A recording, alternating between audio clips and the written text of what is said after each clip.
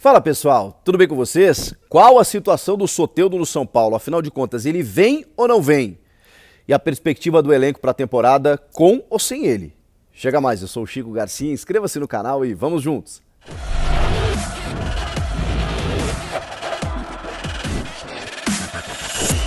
Eu sei que viralizou aí eu falando que o Soteldo estava 99% fechado. Eu fiz uma live na segunda-feira e falava sobre a negociação antes da reunião de segunda-feira, inclusive, que determinou que a situação tivesse ficado um pouco mais difícil.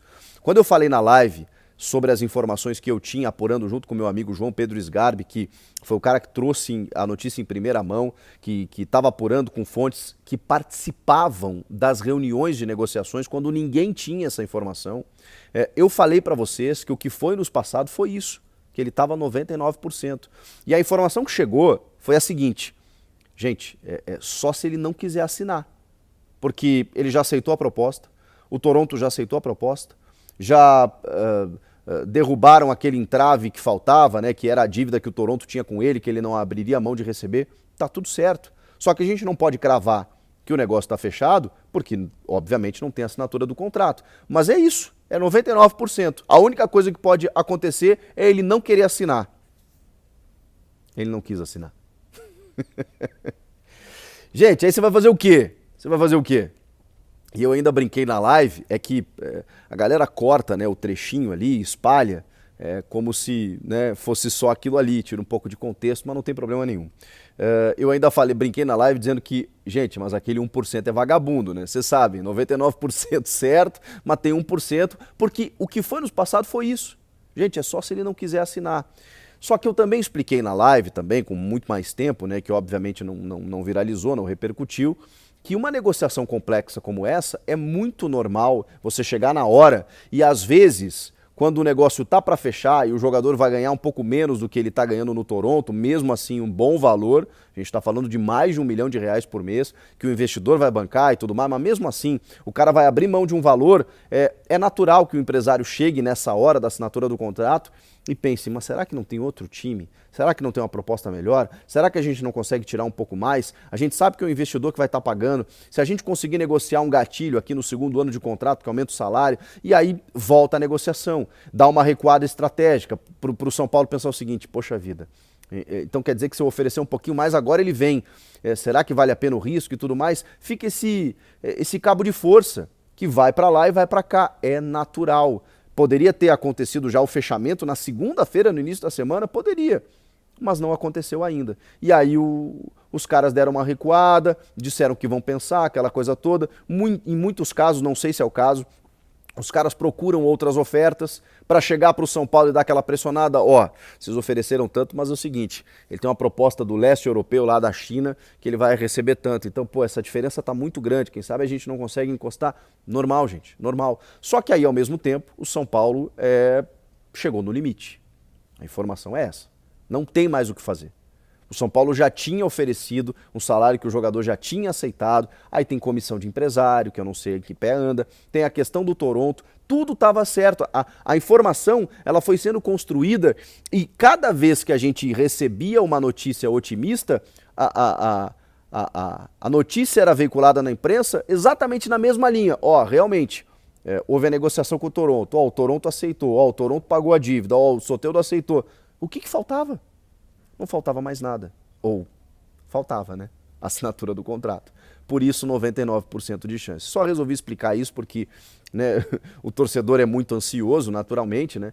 E aí fica cobrando do jornalista, né? Pô, você falou que estava 99% fechado. Sim, e estava. E agora não está. Isso significa que ele não vem mais? Não. Não dá pra gente descartar. Mas já esteve mais próximo do que agora. Exatamente por isso. Por essa barganha, por essa negociação. Tá, mas por que o Soteldo tá fazendo isso? Ele pode perder o São Paulo? Pode. Será que vai fazer muita diferença na carreira do Soteldo? Eu acho que ele no futebol brasileiro vai ter muito mais destaque do que no Toronto, que ele também não vive uma fase muito interessante lá, a gente já sabe o que ele pôde jogar aqui, vai ter uma visibilidade muito maior, vai ganhar ainda assim um alto salário, vai ser a referência técnica do time. Mas será que ele tem esse pensamento? Ele tá ganhando R$2 milhões por mês no Toronto. Será que ele tem esse pensamento? Será que o staff do jogador tem esse pensamento? Não sabemos. O fato é, a informação é, o São Paulo chegou no seu limite e não ultrapassará esse limite em termos de oferta, em termos de dinheiro. A partir daí, gente, vocês viram o que aconteceu com o caso Nicão. O São Paulo também chegou num limite. O Inter, no caso, né? O Inter também chegou num limite. Só que o São Paulo entendeu que dava para negociar melhor, viu uma oportunidade, foi lá, era um jogador que precisava e conseguiu a negociação. Nesse caso, pode ser o contrário, né? Ele pode estar perdendo o Soteldo. Vamos ver o que vai acontecer. Não, a negociação não está descartada, mas ela está nas mãos do Soteldo e do staff dele. Eles que vão decidir. O São Paulo já fez aquilo que lhe cabia para contratar o jogador. E aí tem uma informação do GE que o São Paulo já cogita encerrar o elenco, fechar o elenco, melhor dizendo, né? Fechar o ciclo de contratações caso o Soteldo não venha. Eu acho complicado, acho ruim. E aí vamos tentar analisar o elenco do São Paulo rapidamente. E eu vou fazer mais vídeos na sequência, né, fazendo uma projeção desse São Paulo para 2022, quando aí sim fechar o elenco. Porque ainda tem o Lucas Ribeiro, o zagueiro do Hoffenheim, que pode vir por empréstimo, deve vir, né? Então aí sim o elenco estaria fechado. Mas não dá para o São Paulo começar 2022 sem esse cara. E aí pode não ser o Soteldo, mas tem que pensar num plano B. Tem que pensar num outro jogador. O São Paulo precisa de um ponta driblador. Não tem esse cara no elenco.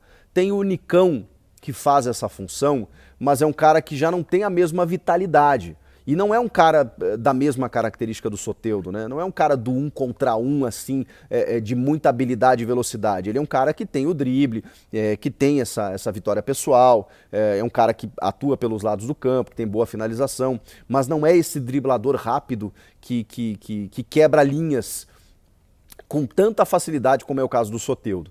Então, o São Paulo precisa desse jogador. E outra, né? Se você tem, mesmo que o Nicão tenha um pouco dessas características, você tem só esse jogador, você precisa de mais um. Porque aí tá, você vai abrir o Alisson lá pelo lado direito, onde ele sempre jogou no Grêmio, que não é um jogador dessa característica, é um cara mais tático, que acompanha a lateral, mas que também chega bem à frente, que combina jogadas, enfim, que pisa na área, mas é um jogador de outra característica. O São Paulo, o Rogério Ceni reclamou muito que não tinha um jogador dessa característica do ponta driblador, o extrema pelo lado do campo, só o Marquinhos. E aí o São Paulo vai ter contratado Rafinha, Alisson, Patrick, Nicão e não vai contratar esse cara.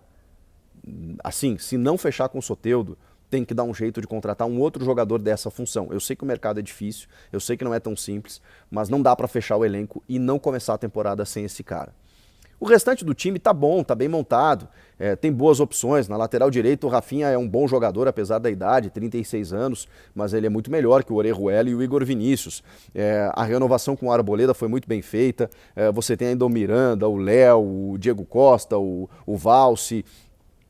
Você tem opções ali na defesa, né? O Bruno Alves foi cedido ao Grêmio, mas ainda tem o Lucas Ribeiro para chegar, tem o Volpi e o Jandrei que vão fazer uma disputa no gol, na esquerda você tem o Reinaldo, né? Que é um cara já estabelecido, o Pablo pode estar indo para o Santos, né? E a gente daqui a pouco vai falar sobre isso, aí se essa negociação vai acontecer. Tá nas mãos do Pablo, né? Aceitar esse negócio. Será que ele vai querer o Santos? Porque o Ceará ele não quis. Mas enfim, se ele ficar, ele vai ser apenas uma alternativa, ele não vai ser titular. É o caso do Vitor Bueno também, que tá numa situação delicada, virou uma moeda de troca. Agora, no restante, cara, pô, você tem um ataque com Luciano, Caleri e Rigoni. O Rigoni, que jogou mal na reta final do Campeonato Brasileiro, é um cara que já entregou muito mais, especialmente quando o Crespo estava aqui. Então a gente sabe da capacidade dele, polivalente inclusive. Então aí você tem Nicão, você tem Rigoni, Luciano, Caleri, o Alisson chegando, Patrick. Deu uma robustez, né? Deu uma fortalecida. O meio de campo, que o Lisieiro foi para o Inter, você tem Rodrigo Nestor, você tem Thales Costa, você tem Igor Gomes, que precisa, né, ter uma regularidade maior, mas o Nestor eu aposto muito. Ainda você tem o Luan, o Gabriel Sara, que terminou o ano bem, apesar da instabilidade do time, foi um cara que se destacou.